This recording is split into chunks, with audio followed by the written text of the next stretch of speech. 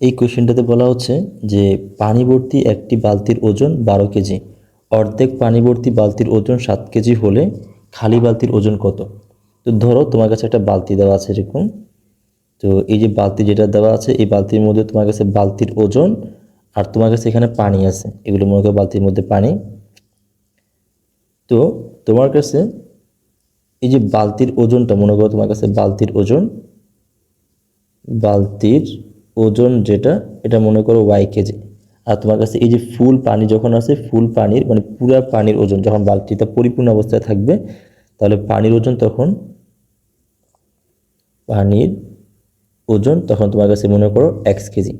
তাহলে প্রশ্ন মতে তোমার কাছে বালতির ওজন আর পানির ওজন কত কেজি? এখানের মধ্যে 12 কেজি। তার মানে তোমার কাছে এখানের মধ্যে এক্স প্লাস ওয়াই, পানির ওজন প্লাস বালতির ওজন, এটা হচ্ছে তোমার কাছে পানি, আর ওয়াই হচ্ছে তোমার কাছে এখানে বালতি। তাহলে পানির ওজন প্লাস বালতির ওজন কত কেজি? 12 কেজি। তারপর বলা হচ্ছে অর্ধেক পানি ভর্তি বালতির ওজন হচ্ছে 7 কেজি। এখন তুমি কাজ করলা কি, যে তোমার কাছে এই বালতি যেটা দেওয়া আছে, এই বালতির পানি তুমি অর্ধেক করে ফেললে এখানের মধ্যে। মনে করো তোমার কাছে এটা হচ্ছে তোমার কাছে বালতি, আর এই বালতির পানি যে পানি আছে সেগুলো মনে করো তোমার কাছে এখানে অর্ধেক। তাহলে এই ক্ষেত্রে আমি যদি ওজনটা মাপি তাহলে আমি এখানে কি পাবো?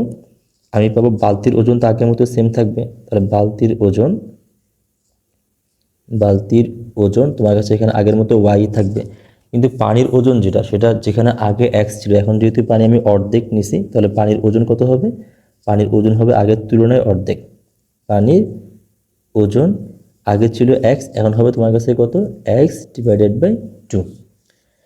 আর এই মুহূর্তে অর্ধেক পানি ভর্তি বালতির ওজন যেটা, অর্থাৎ ওয়াই প্লাস তোমার কাছে এখানে এই অর্ধেক পানির ওজন যেটা, এটা তোমার কাছে এখানে 7 কেজি। তো এটা মনে করো তোমার কাছে 1 নং সমীকরণ, আর এটা হচ্ছে 2 নং সমীকরণ।